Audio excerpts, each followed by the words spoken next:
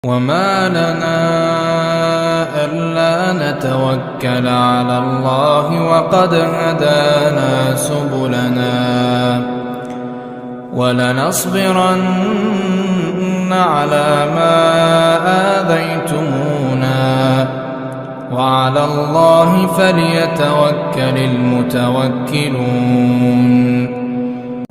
Nah, faedah dari apa yang kita pelajari hari ini, ikhwas sekalian,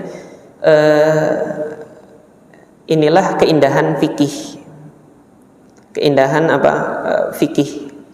Dan kalau antum lihat kenapa para salaf menyibukkan diri dengan fikih, karena motivasinya para salaf itu, para salaf ingin mengetahui apa sih yang Allah tuntut dari hambanya, sehingga ketika kita mengetahui oh Allah menginginkan ini dari hambanya, maka kita lakukan. Oh Allah tidak senang kalau hambanya begini, maka kita tinggalkan. Ini yang menyebabkan kenapa para salaf dahulu menyibukkan diri dengan fikih. Nah, kita lihat para salaf tidak menyibukkan diri dengan kalam.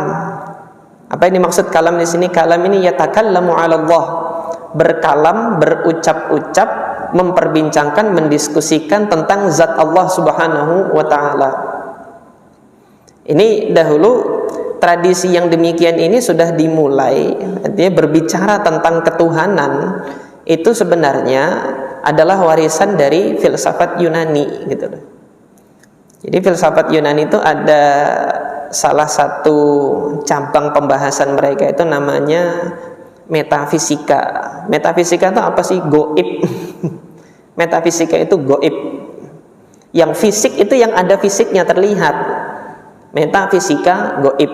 Mereka di dalam pembahasan filsafat mereka ada nanti cabang yang membahas sesuatu yang goib. Kaidah-kaidah dalam membawa sesuatu yang goib. Ini yang diperkirakan sekitar abad ke-2 sampai abad ke-3 Hijriah itu mulai masuk terinfiltrasi kepada kaum muslimin. Ketika apa? Ketika Islam ini sudah menyebar ke berbagai wilayah. Nah, sebagian kaum muslimin nanti ada yang menerjemahkan kitab-kitab filsafat Yunani ini yang digunakan untuk melihat nas-nas ketauhidan, dalil-dalil tauhid, dalil-dalil ketuhanan yang ada di Al-Quran dan ada di hadis ini dibedah dengan kaidah-kaidah filsafat Yunani. Nah, para salaf dahulu tidak menyibukkan diri dengan itu. Kenapa? Yang Allah Subhanahu wa ta'ala inginkan dari seorang hamba adalah imani. Dalil-dalil tentang tauhid itu imani, yakini, bukan diperbincangkan, bukan diperdebatkan dan didiskusikan. Nah, Al-Imam Malik rahimahullah ketika beliau ditanya bagaimana istiwanya Allah, Imam Malik mengatakan saya sudah meyakini ini. Gak mau beliau memperbincangkan, gak mau beliau mendebat, beliau mendiskusikan, gak mau. Karena orang yang datang mempertanyakan bagaimana istiwanya Allah itu orang yang belum yakin dan belum mengimani dalil tersebut. Kalau dia belum mengimani, beda dengan saya yang sudah mengimani. Ngapain ngeladenin, buang-buang waktu ngeladeni mereka yang belum mengimani itu, gitu loh. Allah Subhanahu wa ta'ala menuntut kita mengimani. Nah, sekarang ketika kita dituntut untuk mengimani, apakah syarat untuk mengimani itu harus paham? Ini orang tadi memposisikan kalau belum paham, dia belum mengimani. Makanya tanya sama Imam Malik. Nah, Imam Malik gak mau jawab. Kamu memposisikan sebelum kamu memahami, kamu belum beriman. Imani dulu, antum paham atau enggak paham, tugas antum imani. Inilah keistimewaan para salaf dahulu. Fikihnya itu apa? Mereka mengetahui yang Allah inginkan dari hambanya itu apa, sehingga itu yang dilaksanakan. Yang tidak Allah inginkan dari hambanya mereka tinggalkan dan mereka tidak menyibukkan dalam perkara yang seperti itu. Jadi mereka tidak menyibukkan dalam hal demikian. Kemudian juga faedah yang kedua, ketika kita mempelajari fikih ini kita melihat apa yang sebenarnya Allah inginkan dari hambanya. Kita diinginkan untuk melakukankah atau diinginkan untuk meninggalkan? Ini kita berupaya untuk mempelajari itu, dan inilah yang kita dapati para salaf menyibukkan diri dulu. Maka ketika ada pernyataan yang menyatakan bahwasanya kalau kajian itu fikih itu manhajnya dipertanyakan gitu kan. Ini sebenarnya ta'an atau celaan terhadap para salaf. Kita melihat para salaf menyibukkan diri dengan fikih. Ketika kita dalam hal ini ketika mempelajari fikih, kita mengikuti jejak para salaf, di mana para salaf itu menyibukkan diri dengan fikih. Nah, ada statement dari beberapa ikhwah yang mudah-mudahan Allah Subhanahu wa taala memberikan petunjuk kepada mereka kalau dia menyatakan yang seperti ini. Ini ada semacam upaya untuk mendikotomikan pengajian-pengajian. Kalau pengajian ini itu kurang nyalaf, kalau pengajian ini kurang nyunnah. Padahal ketika pengajian itu khidmah terhadap kitabullah dan sunnah Rasulullah, maka itu adalah pengajian yang sunnah. Saya pernah disampaikan ada ikhwah yang menyatakan kalau kajiannya fikih muamalah banyak yang datang, tapi kalau kajiannya tauhid sedikit yang datang. Ini orang iri kan? Pengajiannya sedikit gitu kan. Mempelajari halal dan haram dalam hal ini pengajian muamalah misalnya, fikih muamalah. Ini bagian dari tauhid, ini bagian dari manhaj. Ini bagian dari manhaj karena kita berupaya ingin mengetahui apa yang Allah Subhanahu wa taala halalkan dan mana yang Allah haramkan. Kita tahu yang halal maka kita boleh melakukannya. Ketika kita tahu ini haram, kita hindari yang demikian. Ini bagian dari manhaj. Nanti di sana ada pengajian akhlak.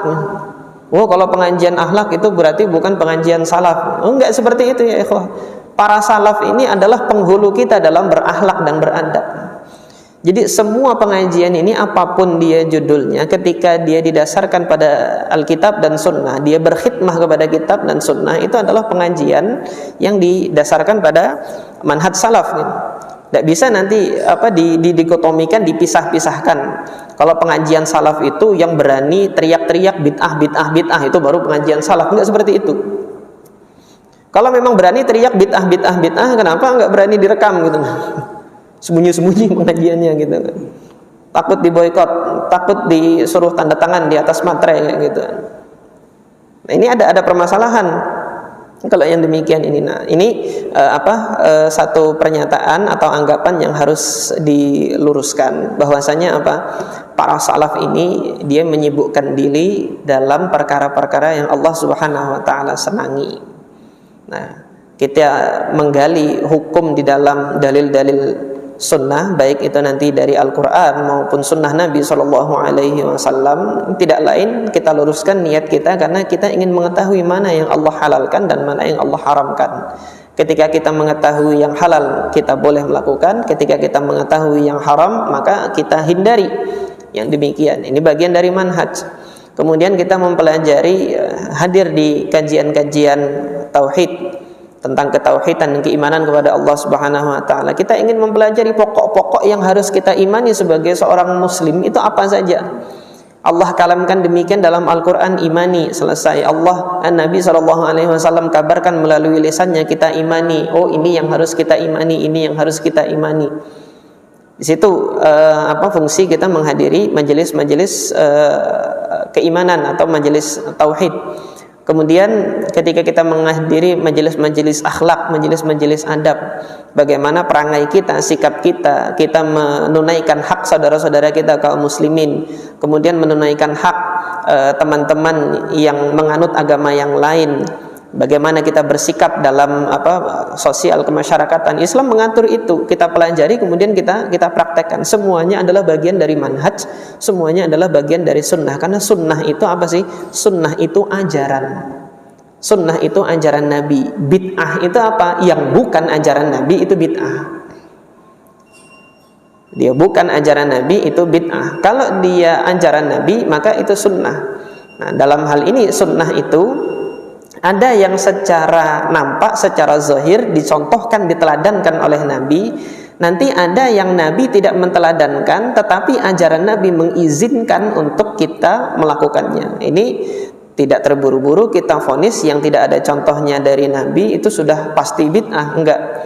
Nah, kita lihat nanti para salaf banyak melakukan sesuatu yang tidak ada contohnya dari Nabi, tetapi hal tersebut diizinkan oleh syariat, diizinkan oleh sunnah, diizinkan oleh ajaran Nabi, maka dia belum keluar dari koridor sunnah. Ini sudah pernah saya sampaikan dalam majelis-majelis yang sebelumnya, seperti penetapan cambuk bagi peminum khamr sampai 80 kali, kan belum pernah dicontohkan, dipraktekkan oleh Nabi SAW. Tetapi oleh syariat, oleh sunnah itu diizinkan, maka yang demikian ini belum keluar dari koridor sunnah. Ini faedah yang bisa kita ambil dari pengajian kita malam hari ini. Kemudian insya Allah pada pertemuan yang akan datang kita akan membahas permasalahan apakah menyentuh mushaf itu wajib berwudu. Nah, ini kita bahas, salah satu hadisnya dibawakan oleh Al-Hafidz Ibnu Hajar rahimahullah di dalam Bulughul Maram, dan ini merupakan salah satu permasalahan yang para ulama khilafnya itu kuat di situ. Yang nanti ini menjawab yang itu nanti menjawab pihak yang menyatakan dia wajib wudu atau tidak. Masing-masing nanti hujahnya sama-sama kuat. Nanti insya Allah pekan yang akan datang antum akan lihat kekuatan hujah dari masing-masing pendapat para ulama tersebut terhadap permasalahan menyentuh mushaf itu apakah harus dalam keadaan suci atau tidak. Ini saja yang bisa kita pelajari. Subhanakallahumma rabbana wa bihamdika asyhadu an la ilaha illa anta astaghfiruka wa atubu ilaik. Assalamualaikum warahmatullahi wabarakatuh.